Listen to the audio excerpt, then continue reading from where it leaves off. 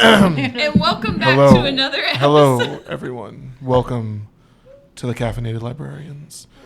Today we are talking about the David Fincher classic Fight Club, starring Bradley Pitt and Edward Norton, otherwise known as the same person. Spoiler alert. Is that his name?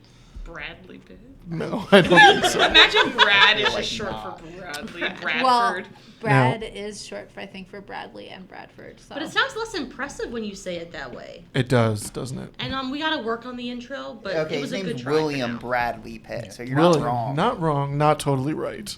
Now, we are breaking the first two rules of Fight Club by talking about Fight Club today, but We're not in Fight Club, so guess what? you still can't talk. You're not supposed to talk about I it. mean, So, You Fight forgot- Club. You forgot to mention Helena Bonham Carter. Of course, how could I forget her? Jared She's- Leto and the late great Meatloaf. And yes, R.I.P. Meatloaf. Bob with bitch Yeah. tits. Bob with bitch tits. He was wearing a fat suit because at the time Meatloaf had actually lost a lot of weight. So, Fight Club was actually pretty panned by critics when it first came out.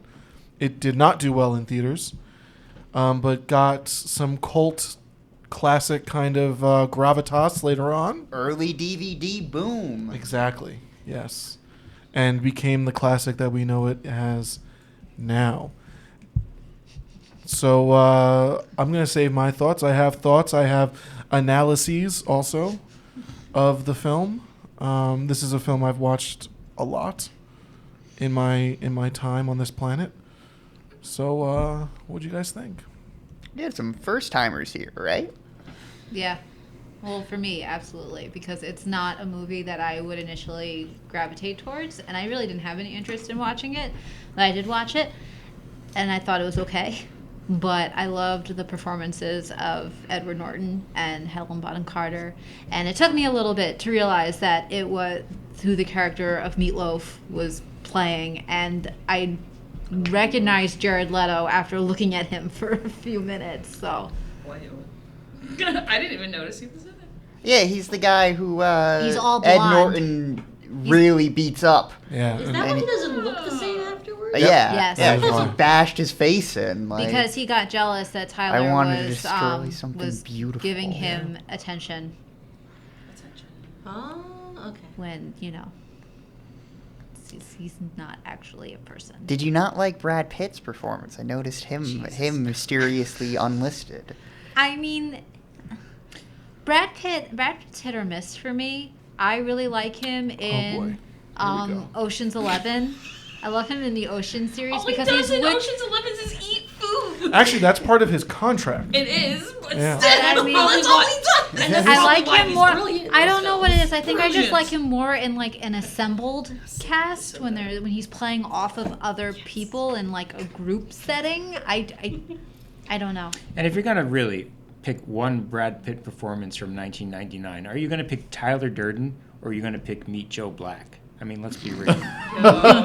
Stop. I'm in love with that. I've never seen Meet Joe Black, but I've seen that clip of him getting hit by like the 3 cars in succession so many times.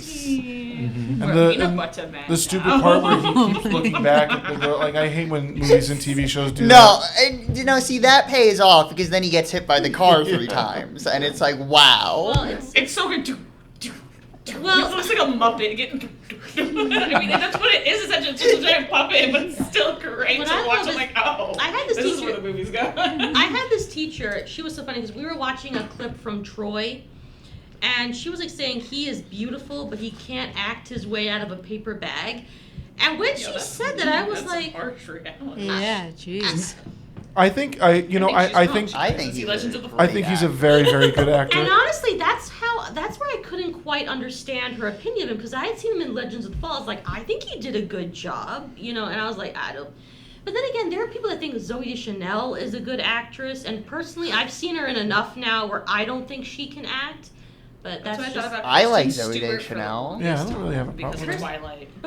But Then after Twilight, she got out of that phase, thank God. And no, then I she's watched still the what was- same. She kind What of. do you? Okay, you haven't seen Crimes of the Future. I haven't seen Crimes You of haven't the Future. seen her There's- insane What performance was in the that one- as She's I'm in trying Blade to think Runner of the too, one right? that 2049? Really solidified. Is she? Oh, she. Personal shopper. Personal Yeah. Shopper. I watched that one, and she was still kind of like a it was just the role I think she was Kristen given. Stewart? But I thought it was actually was a good fit for her. She is a great actress. Are we talking about Kristen Stewart or Zoe That's Deschanel? what I thought Kristen in the Stewart. beginning of Oh, Kristen I'm Stewart's sorry. career. I didn't like her in the beginning. I thought she was very boring. No. Wait, Bland. in I didn't like her an whole- escape room? I didn't see that. Well, not escape Panic room. Room. Was an Panic escape room. room. Panic room. Panic Panic Room. Room. That's That's She was a awesome. Fincher joint too. Yeah. So it With just shows- Jodie Foster. I think that just shows the maybe one or two movies doesn't solidify how you feel about acting. I You do gotta feel really, like the cadence of the Caffeinated Librarians is we bring up the movie we're going to talk about, and then we leave it behind completely for the first 15 minutes. Discourse. And then get back to it. I'm sorry, I did this by bringing up Meet Joe Black. No, you're I fine. love Meet Joe Honestly, Black. that's I what love Joe makes Black all us. day. That's what makes us awesome the way we are, and that is what is We going are to up our truly I feel like caffeinated Brad Pitt individuals. has he has this internal emotional upchuck reflex having to play the pretty straight man. So Troy Achilles was a bit of a challenge for him because there's nothing more than I'm a beautiful and great warrior, and so he He's doesn't the have anything to greatest do. warrior. He'll Yeah. be sad or angry and that's it. But when you give him a character, Mickey Blue Eyes, Tyler Durden, what's his name in Once Upon a Time in Hollywood? Cliff Booth. His Booth. I was gonna say character Russ that's Booth. going to be in Babylon, he just goes all out, and Yeah. he's just it's It's Brad weird. Pitt. It's I was talking to Ben before the podcast, and I was like, I think Brad Pitt. This another movie that solidifies that Brad Pitt is he's a really weird actor for me at this point. When I was younger, you had movies like Legends of the Fall and other movies and things I've seen him it feels very serious. I love Troy. I could watch Troy 50 billion times. But it's then you get movies like the Guy Ritchie films that he's in, where he just plays an Irish He's so ruffian. good. Isn't that Mickey and Blue I Eyes? love it. Yeah. Or is I Mickey Blue love Eyes it. Hugh Grant? That's Hugh Grant. Oh, okay. You was so- Snatch. You think I'm gonna But remember it's- any character's name in Snatch? Mickey from Snatch. Yeah. But you see him in that role, and he's just.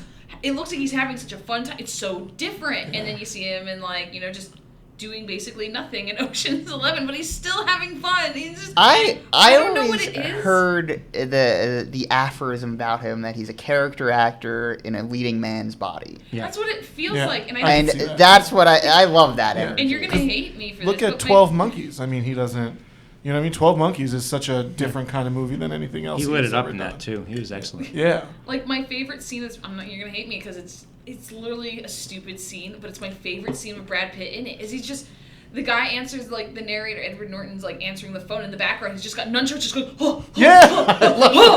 Great he moment. doesn't give a. He's doesn't give any kind of. He's just. They're she's what's going on there? And he's nothing. He's just oh. You're what are you doing? He's almost it's kind of like the Nicolas Cage conundrum of which is he a good actor, is he a bad actor? But it really depends on the movie and how you're really Hey, looking Pitt at is it. nowhere near as an extreme stylist as Cage, though. No, Pitt not at is a all. pretty traditional actor at the That end man of the will day. take anything.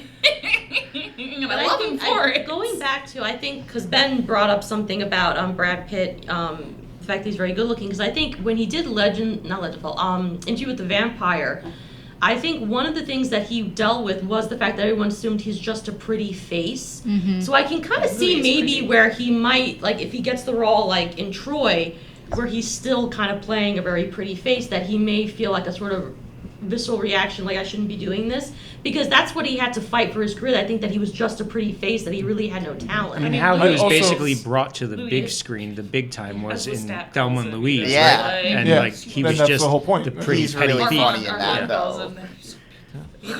He, A ton of another videos. great early performance, True Romance.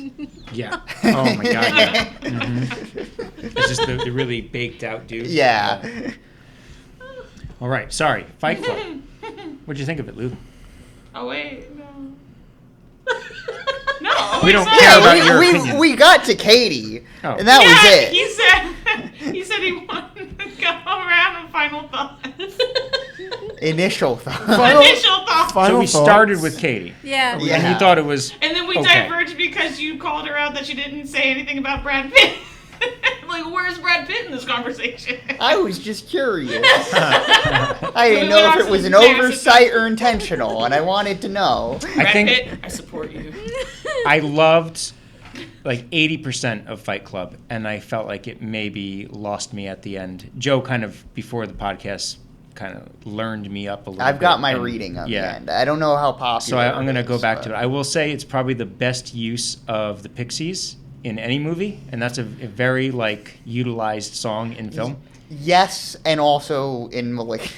Malignant had a different version though. Yeah. Oh. But I just when the score in that starts doing "Where Is My Mind," I Crack lose my up. mind. It's so funny. I got goosebumps from that happened in Malignant. I thought Fight Club, yeah, it's definitely like prime. It's like that cusp of the '90s where it's just about to be the new millennium, and we all had the Y2K fears back then, and it was just like this, I miss when the fear. the like peak of consumer society and how it like all the themes in Fight Club. I was totally into. Very end of history. Yeah. Love it. Maybe the worst a cool call way of putting ever it. made by a philosopher, though. Can I say? What? No, Francis Fukuyama with the end of history. He was like, nothing else is going to happen. We've reached the pinnacle of the world, and this is it. And it's just like, bro, come Yeah. on. That's a pretty egocentric take on Yeah. As far as like, it's definitely I think regarded as like Fincher's, like, it's the one everyone seems to talk about the most when they talk about David Fincher's Fight Club. Which I think is interesting because it's like by far his goofiest. Yeah, Absolutely, yeah. yeah. I feel like if I was gonna go for like my go-to Fincher movie is Girl with the Dragon Tattoo by far, but Fight Club is, I mean, that's still part of the conversation, which credit to it Yeah. after all these years. Yeah. I think the thing about Fight Club, and Joe and I were kind of talking about this earlier, is I think there is a meme that has Walter White, Thomas Shelby, and a bunch of other Tony Soprano. yeah, and it's kind of like the you missed the point of the show kind of thing. And I think a lot of people take Fight Club as like a lot of people my age. I think a lot of males my age take that movie as being like a like, oh, this is so cool, we're gonna do this, we're Bunch of badass yeah, pros. exactly. And Mhm. it's like, no, you missed the point. I don't think Fincher's saying that, and I think that it also goes back to what we've discussed about Scorsese and his portrayal of the mafia, how he's not glorifying the mafia. Fincher's not glorifying this lifestyle. If that's your interpretation of it, you missed. It's funny. I would never have that interpretation because the way I saw it was that the narrator, like, he sees like an emptiness because he has an emptiness within himself. He's very discontent with his job. Yeah. I think he's not sleeping. That's what causes his mental break, and he recognizes in these men that join his fight club that same need for some kind of connection, that same emptiness, and he sort of exploits it, and it grows into this huge organization. But I wasn't looking like, I honestly felt sorry for all, like, even Meatloaf's character, Billy, what's his name again? Bob. Robert Robert Paulson. Paulson. Come on, they say it like Yeah. 20 His times. name was Robert His name Paulson. was Robert Paulson. There was a Sorry. character's name that you had to have known that. Bob. Sorry, Bob. Bob. Like, even Bob. if you think about Bob, he's also a victim because he also yearns for a connection. I think that's also why, like, he was going to the group meetings. Yeah. Even the narrator's going to the group meetings because he finds some way of connecting. So going back to, like, I didn't see anything, like, I definitely don't think that the director was glorifying that lifestyle because all of those men are in desperate need of either therapy or some kind of, like, They all need connection. They all need Yeah. There are certain I think that there's a certain type of person out there in the world Yeah. that takes that speech that Brad Pitt does when Yeah. he's like, we've been conditioned to believe we're going to be movie stars and rock stars and we are pissed off, that take that as like we are pissed off and blah blah blah, and it's Like, like stick it's it like, to the man. Yeah, it's like, nah, man, you're Fight the power. You're not looking at that right. Yeah. And it's also because I think that the main character has a twisted view because it's definitely there's a constant talks about consumerism, how, which in a way is true. I mean, I think a Yeah, I lot think- of what... No, a I lot think of the Fincher complaints is- in the yeah. movie Yeah. are pretty, they hold water, but like it's the response to it and using Yeah. it as Exactly. as an opportunity to Yeah. radicalize these Yeah. young guys who definitely. are That was, you can, Exactly. different people will, though, respond to that Yeah. truth no matter what, Yeah. even you could say, like, in a different way. Yeah. But I did sort of feel when he says, we buy things that we don't need because we're told we need these things. That was the whole Yeah. thing with moving to, like, the Yeah. suburbs. The whole idea that you need that Yeah. big house, Yeah. those cars and everything. It's selling you a lifestyle that ultimately you buy into, but it doesn't necessarily make you happy. Yeah. The Yeah. one. Go ahead. sorry. He's making a commentary on consumerism, Yeah. but he's also making a commentary on how people, like Joe said, kind of get radicalized Yeah. Mm-hmm. by certain things. And There was definitely, I think, the moment that even to this day I think about the most is when he lets the kid go after he's about to blow the kid's head off, and he says, Oh, yeah. "Tomorrow is going to be the best day of that person's Yeah. life." I And love that the overall theme that we're coasting through our experience of life, yeah, and that one always struck with me. agreed. Stuck And- with me. the and- 90s loved that stuff. Yeah, right. Yeah, Yeah. Clerks, like same theme. Yeah. And again, it's the same kind of thing. It's like you're behind the message, but maybe not the execution. And I don't mean within the film. I mean like obviously like if you want to make that point to somebody, awesome. You're probably not going to want to hold a gun to their head. But though. there are people You know. that sort of like go to that extreme where it's like, okay, I understand, not obviously holding the gun to someone's head, but the extreme like any means necessary as long as you get what I'm trying to say. But I think I kind of understood what the character was trying to do Of for course. that young man. Yeah. And I hope to God that young man did go to college and like live out his dream. I hope he But, quit that job. I- That's all I hope. 'Cause my I'm not goodness. going back to work after that. Yeah, Are you kidding me? right. Hell no. Yeah. I But feel like this would be a great doubleheader with the first Train Spotting of like Oh yeah, sort of like most definitely. peak '90s Yeah. like. I don't know. That was another movie I watched too much in high Yeah, school. agreed. This Yeah. and Train Spotting. Yeah. Something was going on. With I me. didn't see Train Spotting until I was like in my mid-20s. Yeah. I mean, with Fight Club, I did not have any sympathy for the narrator. He did not appear sympathetic to me, and I also thought, and I could probably just be reading too much into the movie, I found it to be almost like a case study on hallucinations and him turning into essentially like a sociopath. Well, yeah. I mean, Yeah. I think that obviously, the insomnia aspect probably has a lot to do with Oh, yeah. his kind of Absolutely. fall. Mm-hmm. yeah, but I think it was also like if you think about corporate world, and they're having these conversations because there's a lot of talk right now about the 9 to 5 work day, like whether or not it's still something that is sustainable and whether it's still necessary. Like they talk about the origins of the 9 to 5 work week and whether or not it's still something that we should be doing. And when I saw him, like even the scenes when he's talking to his boss, like even when he's awake, he's sleepwalking through his day. Yeah.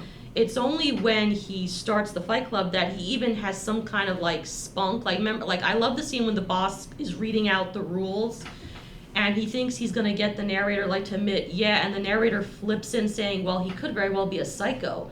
He could be someone that you know, and he could be pissed off right now. And that's like when the boss actually starts to take him seriously, because up until that point, he's essentially also been taking advantage of an employee.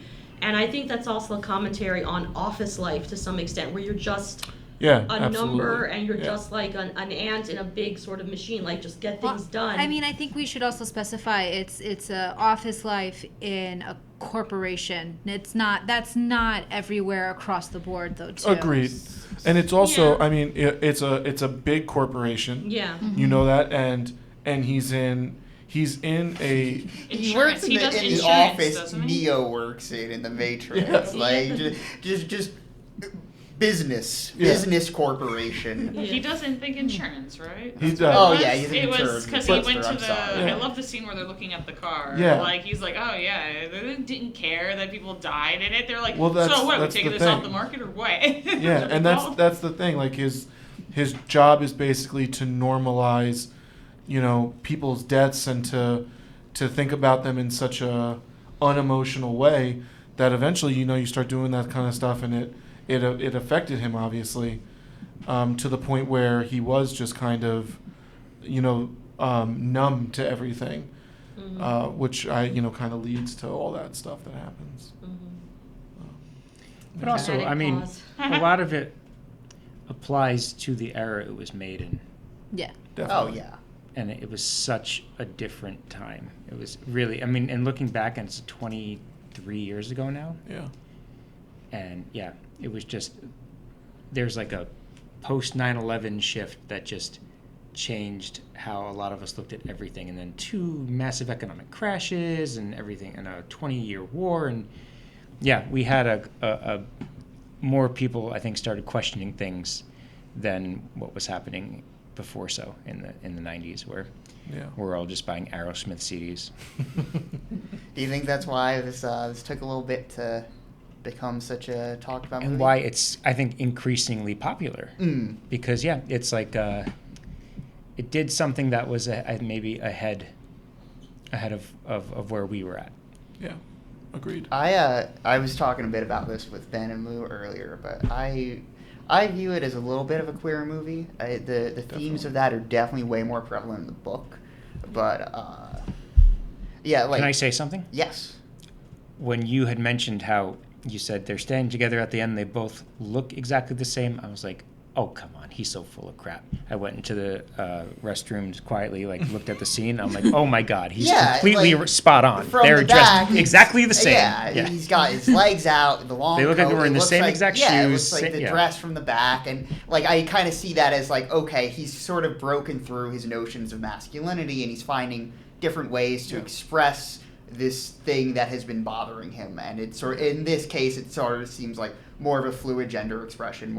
I'm sorry, could you what scene is that exactly? Because It's the very end. The last shot when they're watching when him and Marla are watching the skyscrapers fall and they're holding hands. Yes. From the back, they look exactly the same. Okay. He's got the long coat on, she's got the dress on. Okay, all right. And going on that, there is an interpretation of the fact that it is Brad Pitt as this kind of as the person that he envisions as his alter ego. It's because he's rich, he's handsome, got a great body and everything like that. There actually is an interpretation, and there's a part, I still have yet to see it, but apparently you can see at a movie theater or something in the background, you can see the title for 7 Years in Tibet. So you're supposed to assume that Edward Norton has been seeing this around and is internalizing Brad Pitt as his ideal male subject. Interesting. Yeah. That's interesting. And back to Brad Pitt worship. Yeah. He is. Yeah. Which version, though? Brad Pitt from Snatch, Brad Pitt from Fight Club, Brad Pitt from Once Upon a Time in Troy, Hollywood. Brad Pitt from Once Upon a Time in Hollywood. I like the laid back. Yeah. Yeah. I like that all white outfit he's got on at the end of that movie. And they come back from Italy and they're stunting. That was What'd you think, Amanda? What you got? I thought there was a lot to unpack with the movie. This is my first time watching. It's been on my list for a while. I had to watch it alone. You said you had the DVD of it, right? We bought the DVD of it when we first moved, when Brian was in law school and I was going to Hunter in Manhattan, and we didn't have any internet, but I had my PS4, so with it having the DVD capabilities, we went to Walmart and we bought a bunch of movies we thought we could watch, we'll sit down and we'll watch these movies. They're $3 or something. And we bought Fight Club and it just sat on our shelf. And we've been we'll watch it one day. It has the really cool cover too. So let me ask you a question. Apparently, at the beginning of the DVD, I didn't watch it on the DVD though. Oh, okay. I watched Hulu. it on the DVD. yeah. It's Hulu. What I'm not were you at the bringing house. up? I So didn't apparently- have a DVD player. apparently at the beginning of the DVD, it flashes real quick, but there's a warning. And it's written by, Tyler Durden, and it says, "Why are you wasting your time watching this?" and stuff like that. I'll have to see No, that it was a if that's wonder. on I got us. the Blu-ray in there. There's an incredible amount of 2 movies did that with this DVD quality extras and like weird things at the beginning on the opening like title screen. And it was House of a Thousand Corpses, and it was Fight Club. And yeah, you're exactly right. Oh yeah, It's because really I've never cool. seen it. It's so very entertaining. I was curious if it's actually like. We should play all the Memento DVD games I and get to love unlock the Memento. movie in chronological order. It's bad. It's like, what is this movie now? Yeah, it's just like, oh, this isn't fun anymore. No, I hate it.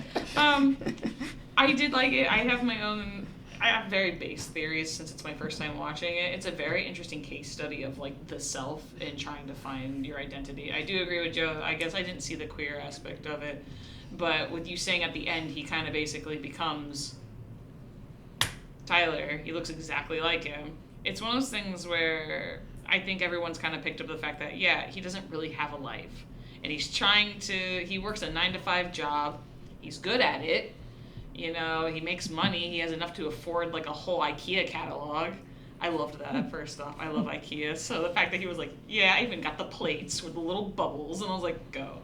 And the fact that it's narrated by... I love stories that are narrated by one character and how they view things. I love seeing like... It's different. And you don't see many of those narrations anymore. Like through the eyes of a certain character. So... I thought Marla in the beginning was very weird, but then it's Helena Bonham Carter, so I'm always like, I always enjoy her brand of weird. She's great in that movie. She really was. Yeah, no, she's a lot of fun. Yeah. You know, it was actually originally Fincher wanted Julia Louis-Dreyfus. Really? Yeah. Interesting. Yeah. That would. Can you imagine how different it would have been? It would have Yeah. been very different. I'm just imagining her in that episode of Seinfeld where she becomes George. I'm George. I'm George. Sorry, we kind of hijacked your... No, you're fine. Because it gives you a sense of the fact that, like, it was hard for me to kind of get Marla in the beginning of the whole thing. Like, she was just kind of here and there.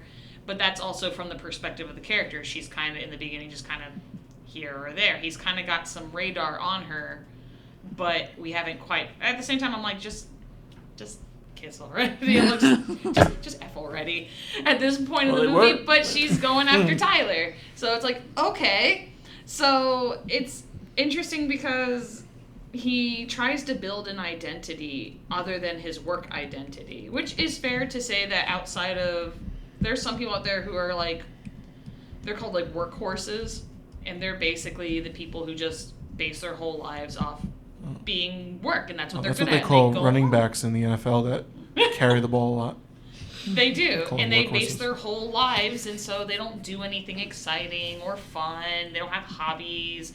They don't do anything that you can really go like talk to people about. He just kind of sits. First million is always the hardest, Amanda. So about workhorses, though, a lot of workhorses don't set out to be that. But don't. they become too good at what they do, and so a Exactly. company keeps them in that spot. Exactly. And they never get promoted, and everyone gets promoted around them. They kind It of is just stationary role, and it's like even though they're the companies reason. love workhorses, Yeah. but it kind of ruins a person's whole view of the world and what their very singular view. So he goes out and he goes out to he goes out to meet like therapy meetings like AA, and the testicular cancer one was very interesting because Just to feel something, right?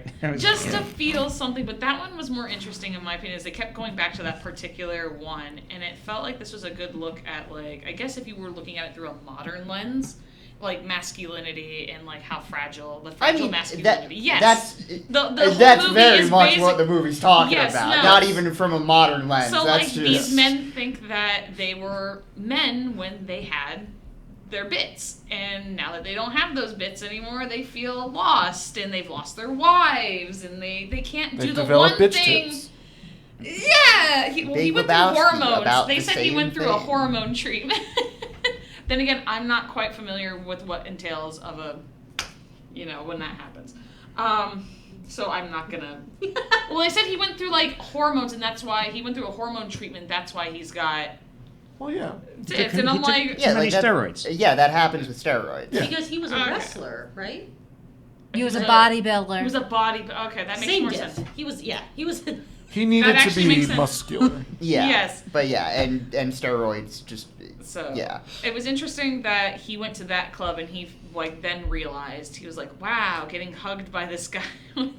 Just being hugged, and he cried with them. It was like he was starting to form a self, but his whole thing is he's got this whole parasitic relationship with everything, and he bases his personality off, other groups, hive minds, essentially. And that's kind of like today we have, and I've written papers and I've talked about it a lot about, when it comes to like echo chambers and people having like thoughts and then going into an echo chamber and just kind of echoing the same thoughts. You only find yourself in like a forum of people when you like that particular thing. So everyone's going to have the same opinions, and when they don't, things start getting out of hand. And it feels very much like that as he starts going to places, leeching off, the emotions, and then, oh, maybe this is making me feel better.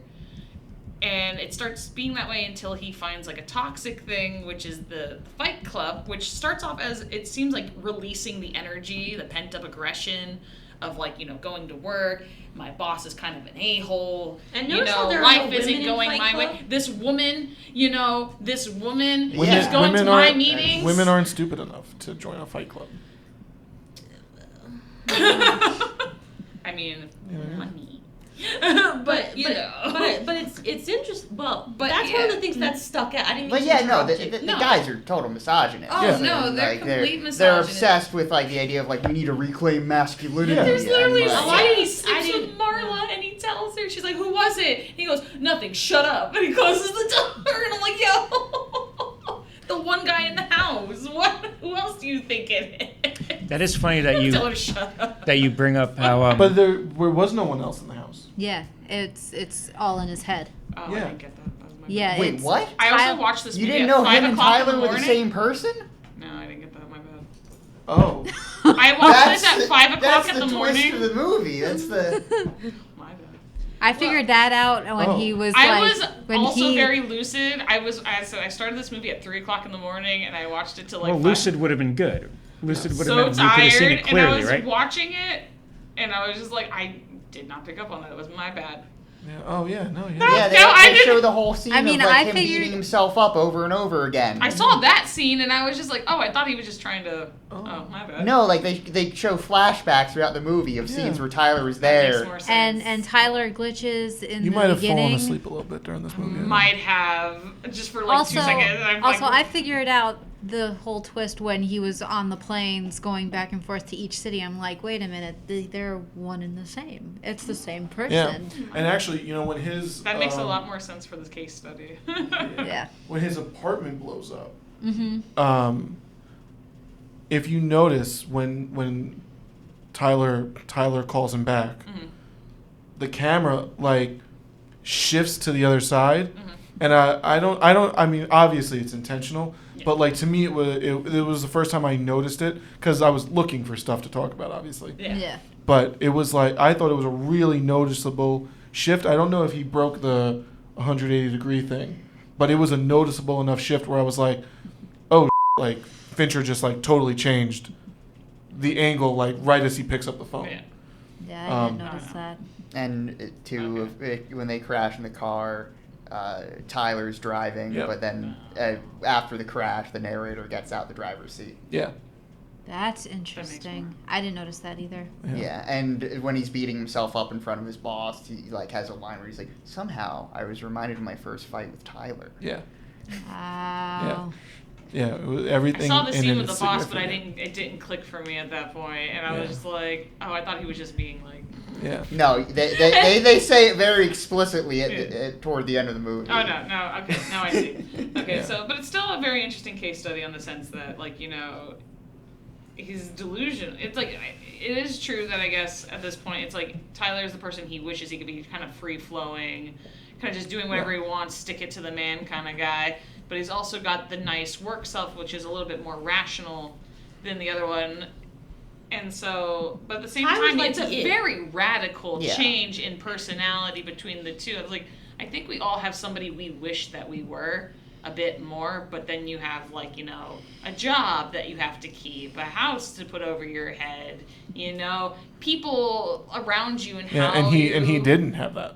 He really didn't. It's like, I was watching one thing where someone was talking about the lack of a father figure in the that's movie. very big in the book. Yeah. So, and I didn't realize the author of Fight Club also did a very good book called Haunted. Fantastic We were novel. talking about this earlier. Fantastic novel. I had a friend recently read it, and it was fun seeing her react. She was like, that book, like, screwed me up. And I'm like, yo, it's so good. But you notice even how when Tyler and the narrator are talking about the father, his father, he's like, oh yeah, my father left when I was this age or something like that, and then the narrator's like, yeah, similar story happened to me. And then so it's because it's the same thing that happened to him. Yeah. You know what I mean? So there are a lot of those little instances, and I mean, when Edward Norton needs to be taken to the hospital to get the stitches done, and he's like, Tyler started talking for me. It's because he literally started talking for him, like he was telling him what to say, because they're the same person. Yeah. Ben, you were gonna say something earlier, and then we got sidetracked. Something about I Brad forgot. Pitt. Say gone. It's okay. More Brad Pitt? No, it was something. It was something that actually was probably really a good contribution to the. You said something about like it was interesting. You brought up. Don't think about it too hard. It'll come back a lot easier. It'll come back to me. It will come back to me. The only, so when after the car crash, Tyler disappears. Mm-hmm.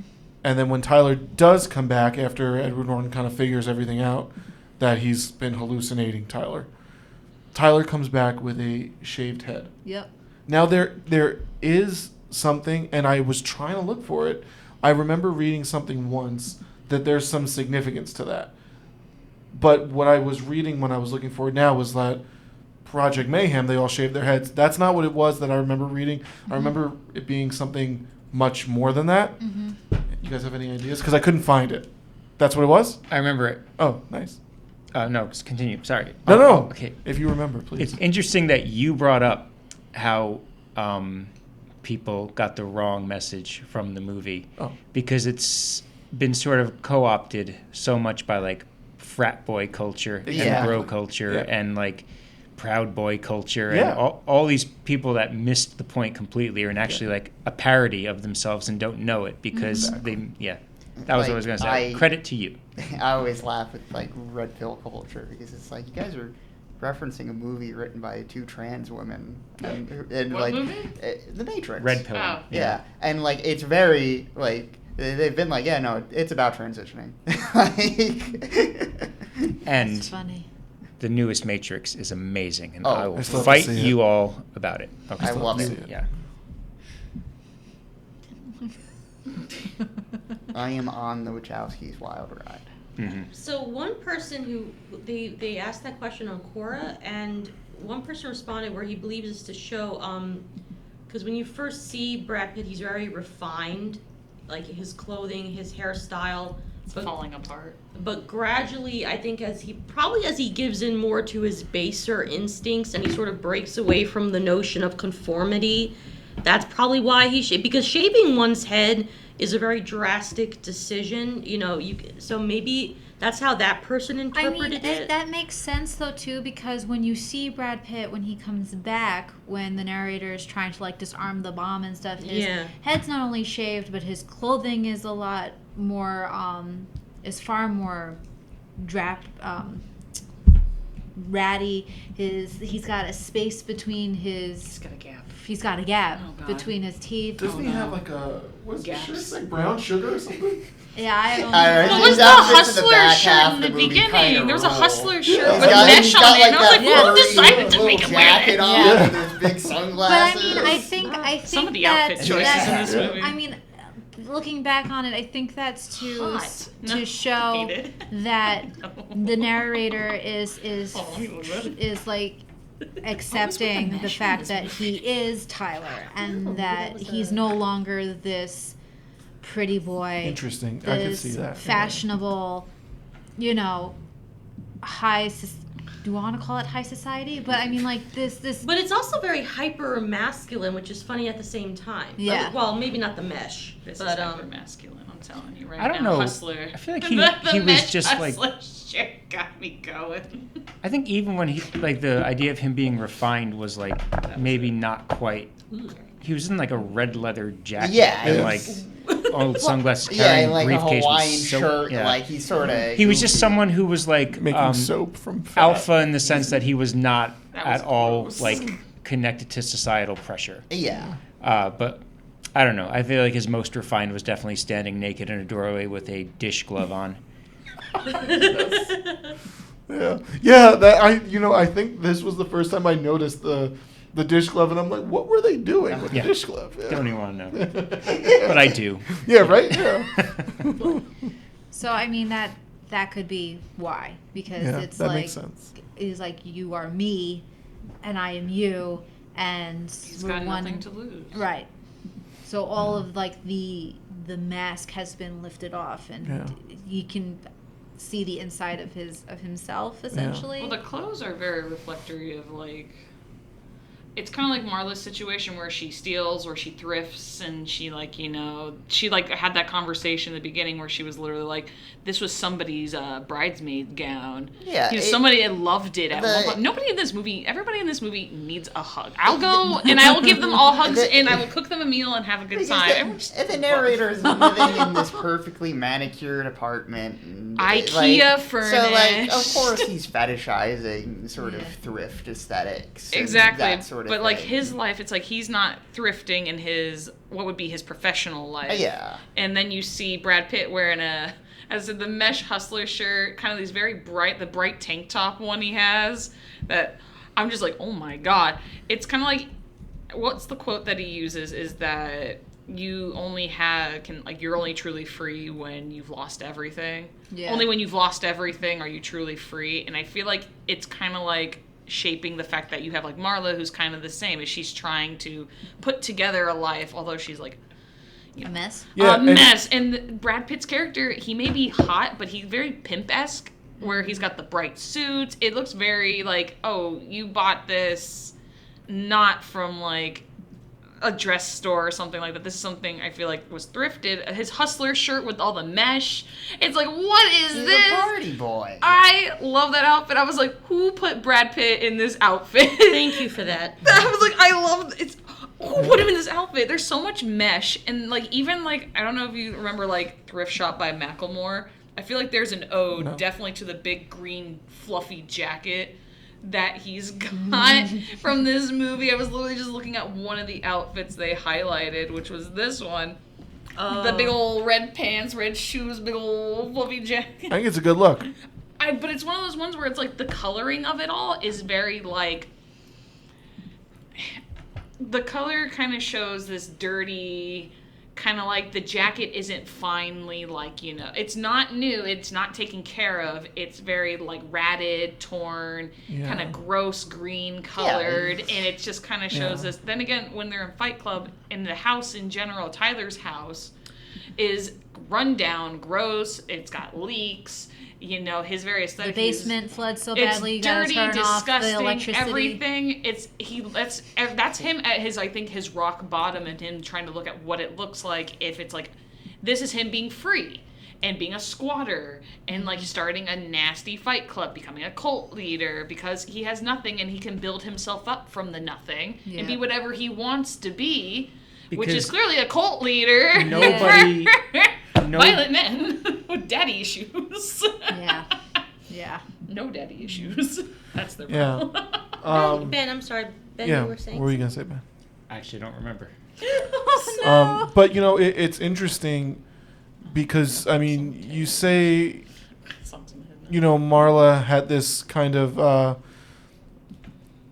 It's interesting because they talk about how Marla doesn't have any cares or anything like that, and is almost like embracing death or anything. But when she actually thinks that she might have breast cancer, she's very scared. Yeah. And she actually calls him because she trusts him. Scary. And that's Right, but that's the difference between the two of them. I think. Marla's a real person. Yeah, exactly. Yeah. And he sort of turns her into his manic pixie dream girl, but like she's a real person too. Yeah. She has actual worries and fears. Well, she's also someone who wants a connection. Like one scene that kind of struck me was when after she calls him about what do you think death sounds like, and then he like ask Brad Pitt. He was dead. Yeah, and she's getting like taken out of her apartment, and that's when the police show up. Like it also kind of struck me as another commentary how, you know, like that, like it's when she's dying that the police are saying you have everything to live for. Like, was she ever told that when she was not at the point of trying to kill herself? Like, I think probably not. Yeah, like I think it's that. Those are the words she probably wants to hear, but she only hears it, well, you know, like when she's in that situation where someone thinks she's about to kill herself. You know, I think it's also a big commentary in society about the need for connection in general. And they were saying that a lot of people are touch deprived, like the importance, not nasty touching or like the importance of like physical. Yeah. I want to clarify. You are absolutely onto something. The importance of physical contact and touch, and a lot of people, especially in our culture, there's almost like even before COVID, like stand 10 feet away. You know, that's the appropriate, and how no one really touches anyone. You know, I know I'm sounding so weird. No, you're not. But I'm talking about good touching. Just so you know, one of my best friend is a massage therapist, and she says there are people that when she massages them, they just start to cry. Yeah. And they don't know why, but then they say it's because that's the only contact they've had with a person in however many months. Yeah, like and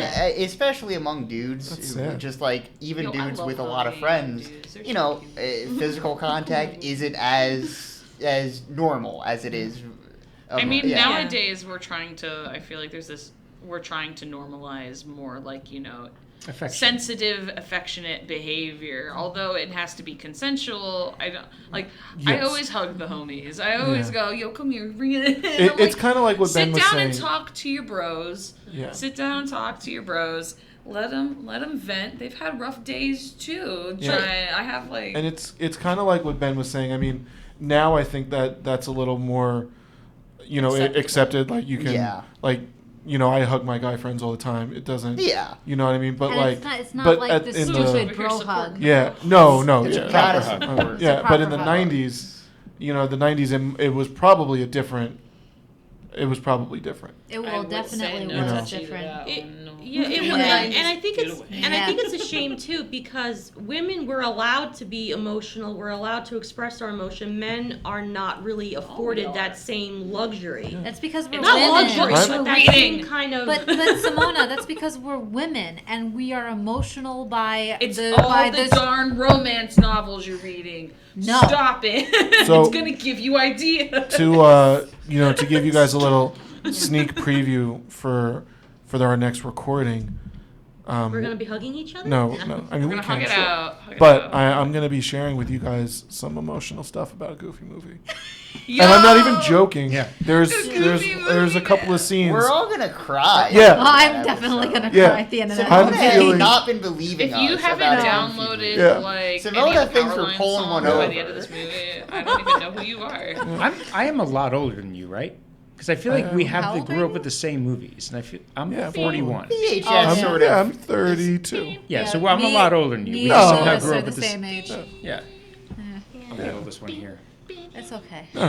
But you're the youngest at heart. Yes. Thank you. Yeah. I'm the inverse. I'm so glad I picked a Goofy movie. Yes. Yeah. Well, closing arguments? Yeah. I just want to end with I like this movie. I think it has a lot more depth than, as Ben said, the frat bros understand. We talked about the ending a little bit, just on an aesthetics level. I love that ending. I think that it's such a great shot. Not that I enjoy destruction, but I loved watching the buildings blow up. Yeah, something beautiful in it. Yeah, right. Yeah. It was at nice. a time before. Yeah, before that was bad. Yeah. Well, it was always bad, I guess, but before it meant other things. Meant anything to us Yeah. as in an experiential way. Yeah. And I love the last line of the movie. I think it's such a perfect way to end a movie when he says, "You met me at a very weird time in my life," and I think that encapsulates He really any kind of analysis you can. Can I just want to shout out you brought up best use of Pixies. I'm going to bring up one of the best use of Tom Waits in a movie, Going Out West. Man. And they're walking into the bar, going downstairs. Killer song for Yeah. it. Yep. I like that. And the best line ever to come out of Fight Club, "You don't know where I've been." Yeah. Yeah. Was it Jack? "You don't know where I've been, Jack?" Mike? Who was the guy he was bleeding into? "You don't know where I've been, Mike." Probably Mike. I was going to Yeah. bring up that scene. Can we quickly talk about Yeah. that Yeah. moment where the two mobs try to intimidate and Brad It was Lou. Lou. Lou, excuse me. Lou Stafford. We've already used some language Okay. in this. I have the bleeps on hand. It's fine.